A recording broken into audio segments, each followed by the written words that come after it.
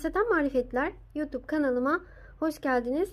Bugünkü örgü anlatımımda 2 şişle örülen bere modelinin nasıl yapıldığını sizlerle paylaşmak istiyorum. Böyle burgu modelinden oluşan bir bere ördüm. İnşallah sizler de beğenirsiniz ve hep birlikte deneriz.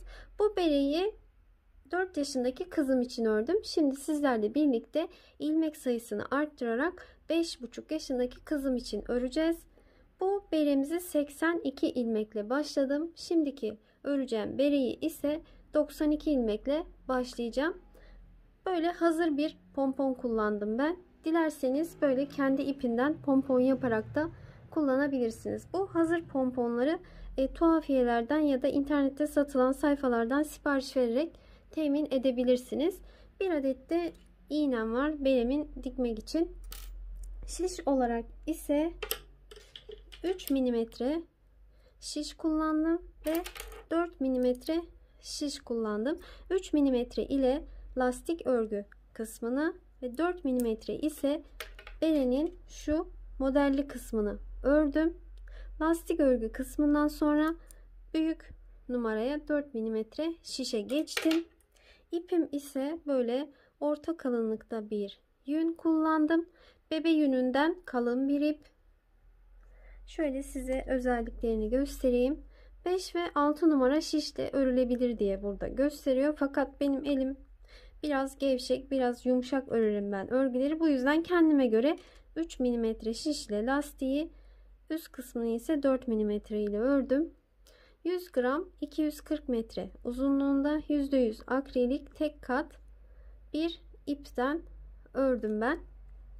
İpimin özellikleri bunlar.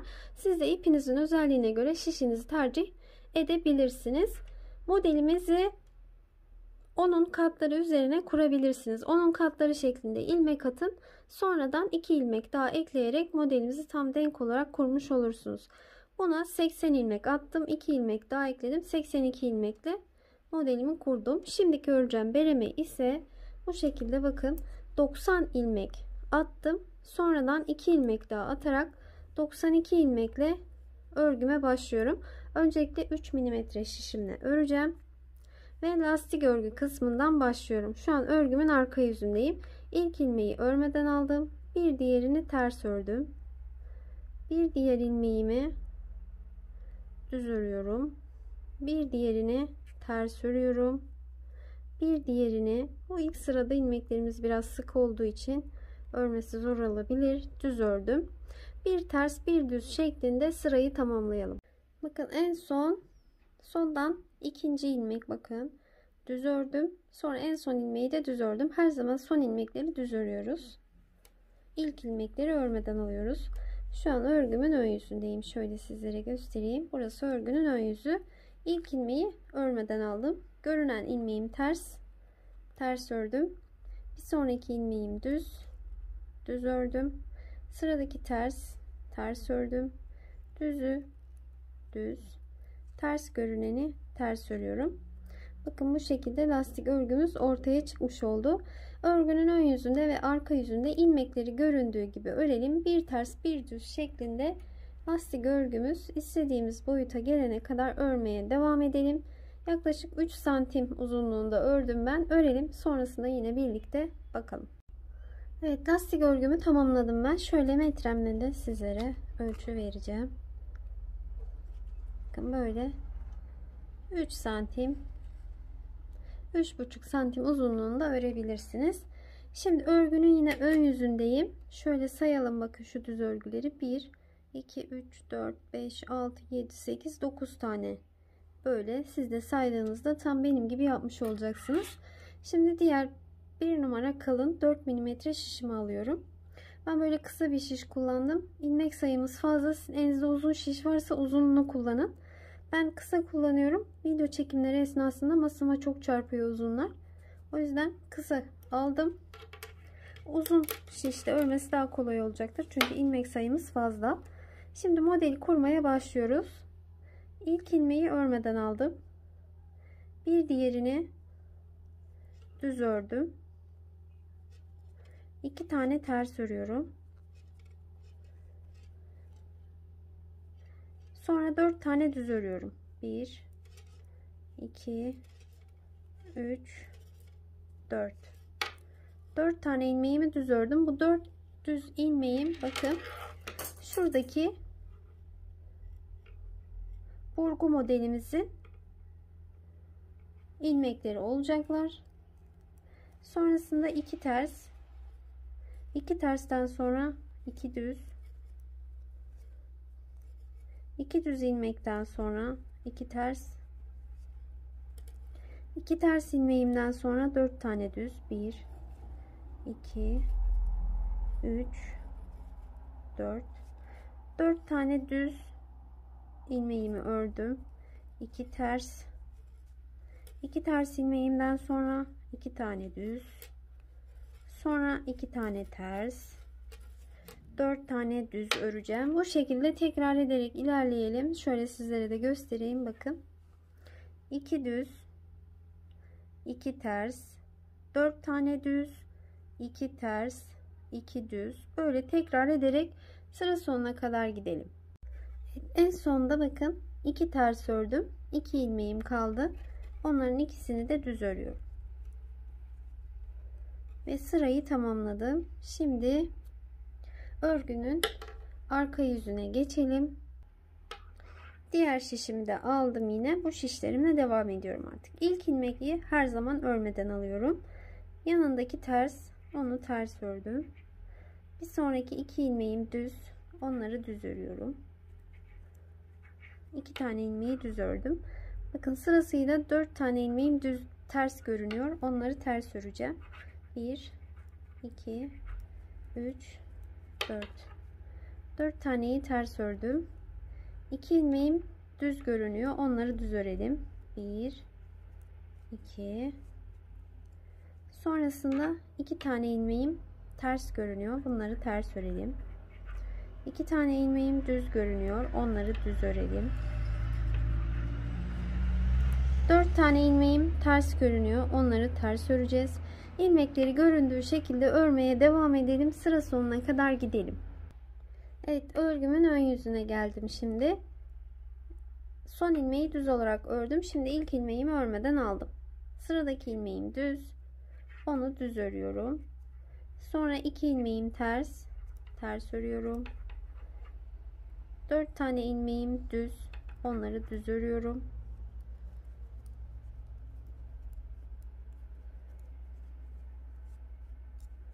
İki ilmeğim ters.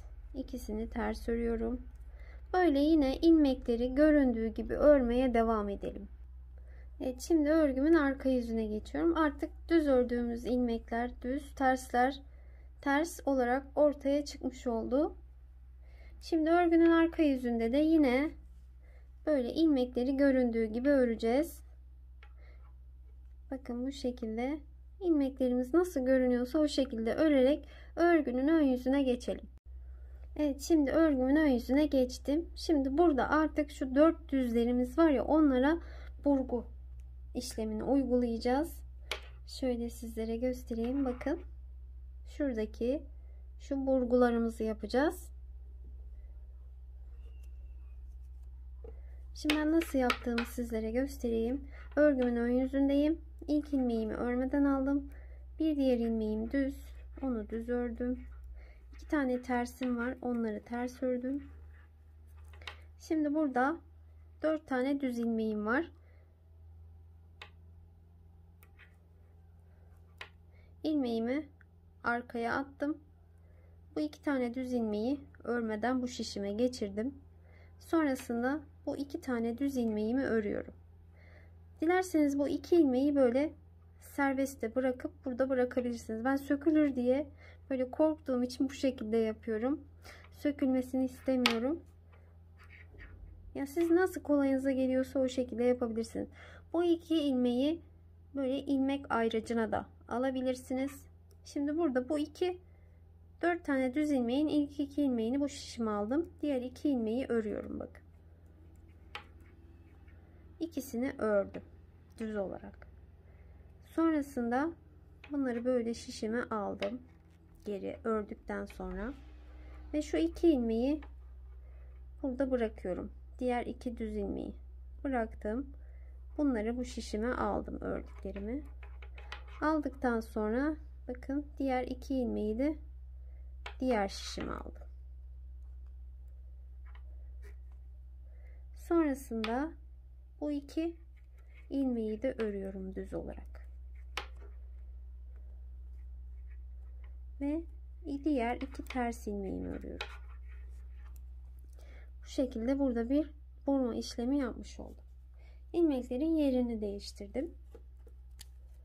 Şimdi tekrar göstereyim sizlere. Sırada 2 düz ilmeğim var. 2 düz ilmeğimi ördüm. 2 ters ilmeğim var. Onları da ördüm. Sonrasında 4 tane düz ilmeğime geldim. Tekrar nasıl yaptığımı göstereyim. Sonra farklı bir yöntemde göstereceğim. Şimdi bunları örmeden bu şişimi alacağım. Öncelikle ipimi arkaya attım. Örmeden bunları bu şişime aldım. 4 ilmeğin 2 tanesini, ilk 2 tanesini, sonra geri kalan 2 tanesini düz olarak ördüm. Ördükten sonra bunları bu şişime alıyorum. Tekrar geriye. Örmediğim 2 ilmeğimi şöyle bırakıyorum. Ördüklerimi bu taraftaki şişime aldım. Örmedikleri de bu şişime aldım. Sonra bu örmediklerimi düz olarak örüyorum. 2 tane ters ilmeğimi ördüm. Bakın bu şekilde yine bir burma işlemi yaptım. İlmekleri yer değiştirdim. Tekrardan yapalım şimdi. 2 düzümüzü örelim. 2 tane tersimizi örelim. Sizin bildiğiniz farklı yöntemler de varsa o şekilde de yapabilirsiniz. Şimdi 4 tane düz ilmeğime geldim. 4 düz ilmeğimi şöyle ilmek ayracıma alacağım. Şöyle. Böyle biraz daha uzun oluyor. Şimdi bunları ilk ikisini örmeden bu şişime aldım. Sonrasında diğer ikisini düz olarak örüyorum. Bakın. Düz olarak ördüm.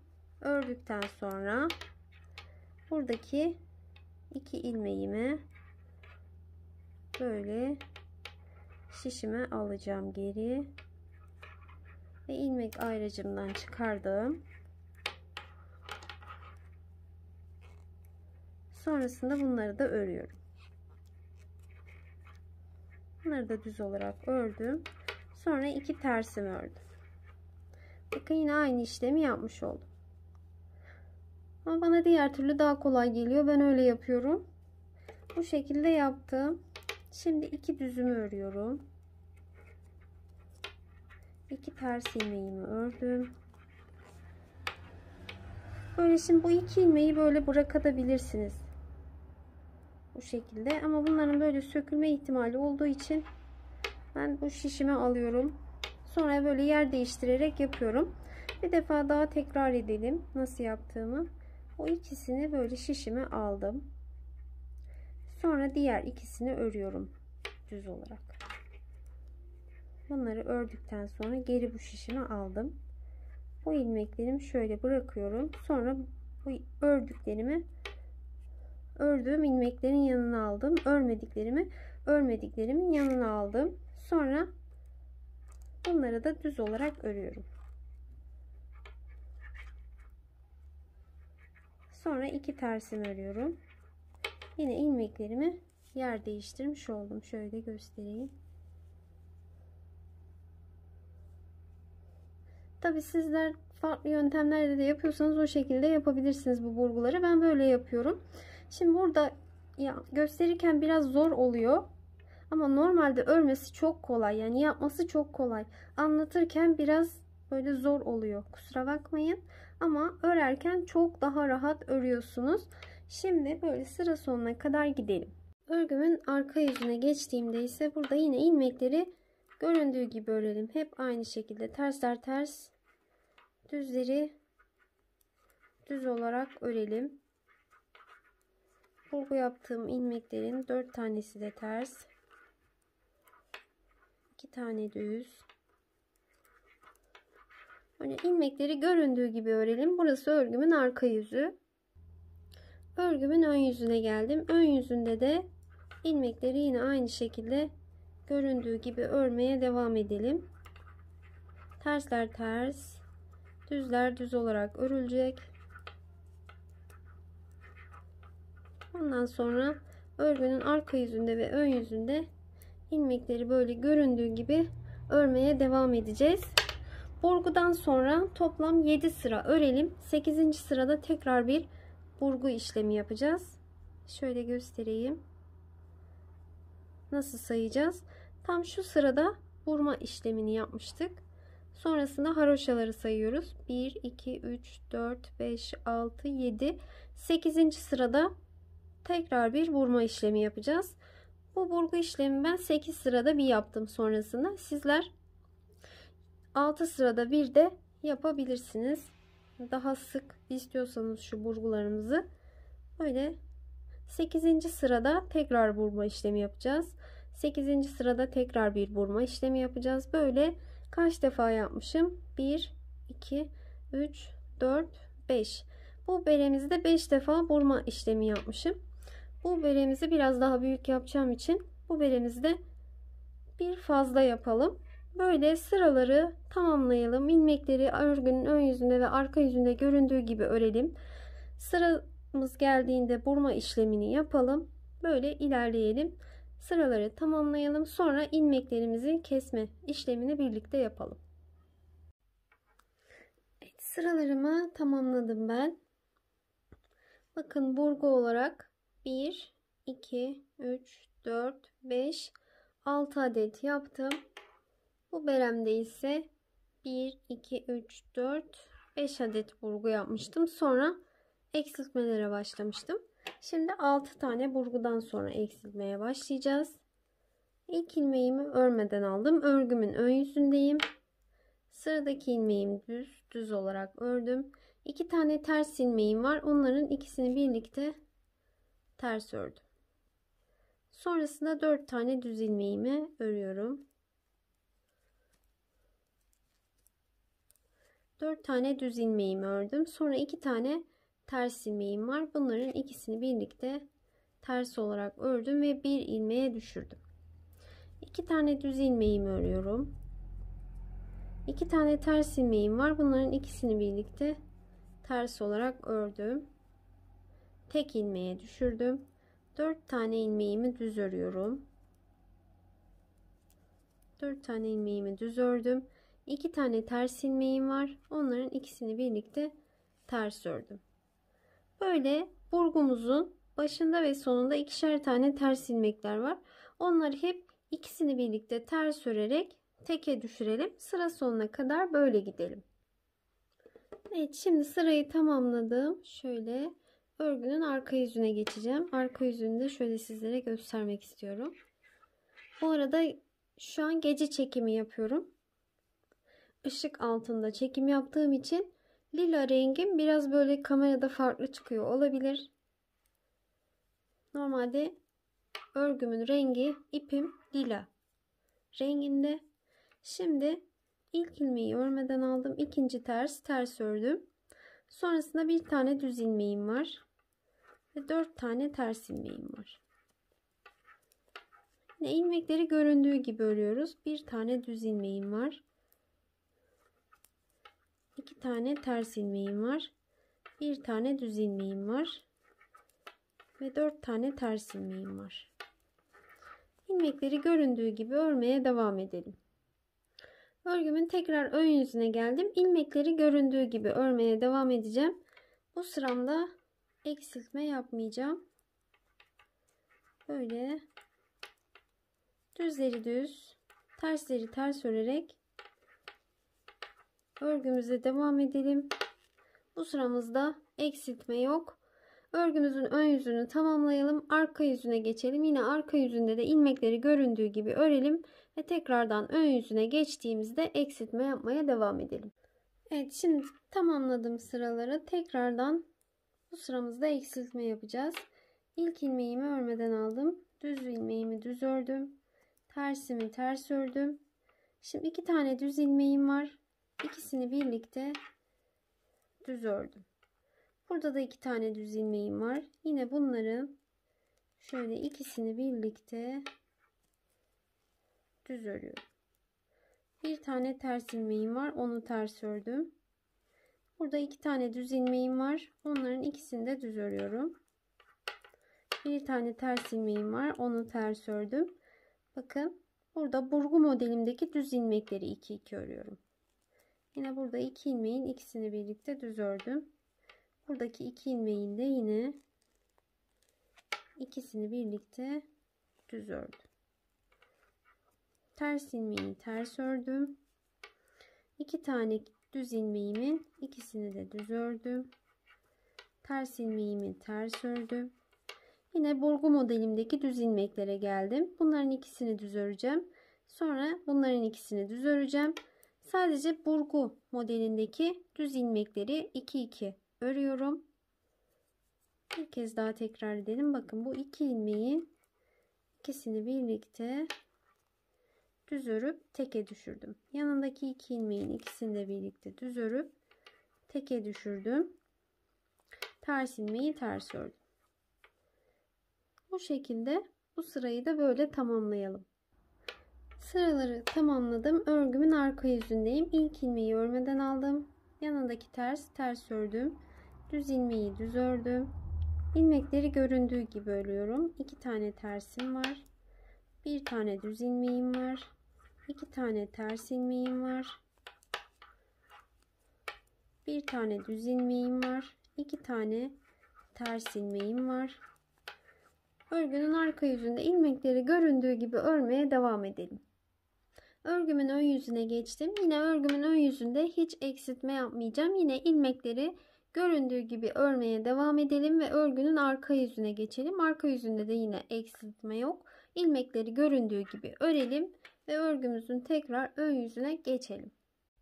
Evet, şimdi tamamladım. Örgünün ön yüzünde ve arka yüzünde ilmekleri göründüğü gibi ördüm. Şimdi burada bir sıra daha eksiltme yapacağım ben.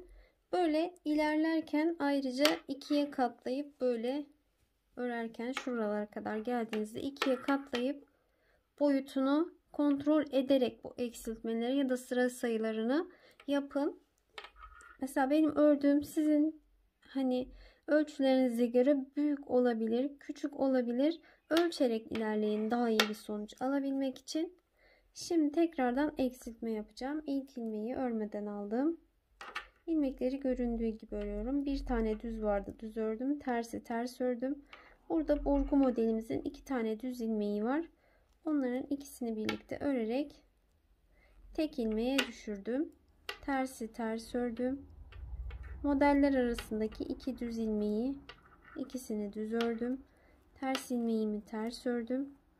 Bakın burgu yapmış olduğum düz ilmeklerimin ikisini birlikte düz olarak ördüm. Ters ilmeği ters ördüm. 2 tane düz ilmeğimi ördüm. Ters ilmeğimi ördüm. Burgu modelimizin kalan 2 düz ilmeğinin ikisini birlikte ördüm. Böyle sıra sonuna kadar gidelim. Örgünün arka yüzüne geçtim. Burada da ilmekleri göründüğü gibi örelim ve örgünün ön yüzüne geçelim. Evet, artık kesmelerimi bitirdim. İpimi burada biraz uzun keseceğim ve tüm ilmeklerimi iğneme geçirerek toplayacağım ve beremi dikip bitirmiş olacağım. Burada son yapmış olduğum kesme işlemini bu beremi yaparken bakın şöyle göstereyim. Aynı şekilde burada da yapmıştım. Bu 4 tane düz ilmeği böyle tek ilmeğe düşürmüş gitmiştim. Burada biraz daha erken kesmelere başladık. Tabi bu beremiz küçük olduğu için. Bu beremizi büyük yaptığım için burada 1, 2, 3, 4, 5, 6. burgudan sonra kesmeye başladım. Burada 5. burgudan sonra aynı şekilde kesmeye başladım. Şimdi ipimi biraz uzun kesiyorum. Ve iğnemizi geçirelim. İlmeklerimizi tek tek iğnemize toplayarak bir büzme işlemi yapacağız. Şöyle bakın. İlmekleri iğnemize geçirelim.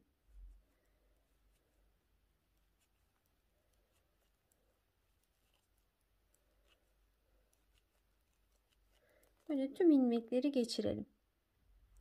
Evet, bakın tüm ilmekleri iğnemle böyle ipime geçirdim. Şöyle ters yüzünü çevirelim. Şöyle bakın böyle büzelim. Böyle çekelim.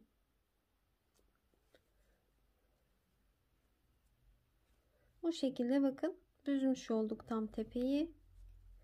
İyice büzelim. Bu orta kısımda böyle büyük bir delik kalmasın. Sonrasında şöyle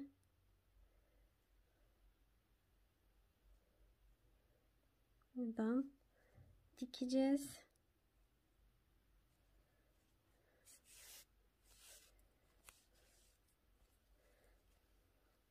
Böyle iyice büzme işlemi yapalım.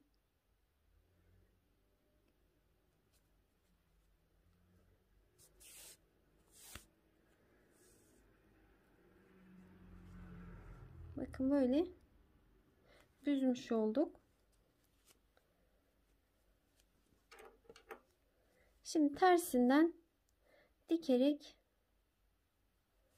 beremizi bitirelim. Böyle ilmekleri karşılıklı alarak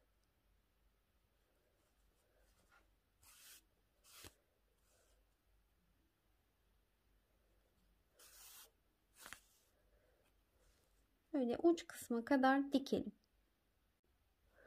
Evet, beremin dikimini de tamamladım. Dikiş yeri burada beremizin arka kısmında kalıyor. Bu şekilde beremize böyle hazır bir pompon kullandım ben. Bu pomponlarımızın şu şekilde ipleri oluyor. 2 tane uç kısmında. Bunları tığ yardımıyla ya da iğne ile iç kısma çekerek böyle sıkıca düğümlediğimizde pomponumuzu bu şekilde yerleştirmiş oluyoruz. Dilerseniz kendi ipinden de böyle pompon yapabilirsiniz. O da şu şekilde bakın. Kendi ipinden de gerçekten çok güzel oluyor. Şu şekilde göstereyim. Bakın sıkıca düğümledim ben bu şekilde. Bu küçük kızıma ördüğüm beremiz. Bu da büyük kızım için ördüğüm bere. Gerçekten çok kolay. Bir günde bir tanesini bitirebilirsiniz. Bu berelerimizin ben hem eldivenlerini ve atkılarını da yapacağım. İnşallah sizler için faydalı bir video olmuştur. İnşallah sizler de beğenirsiniz ve bol bol çocuklarınıza kendinize örersiniz. Bir sonraki videolarımda görüşmek üzere. Hoşça kalın. Kanalıma abone olursanız çok mutlu olurum. Videolarımı takip etmek için kanalıma abone olmanız yeterlidir.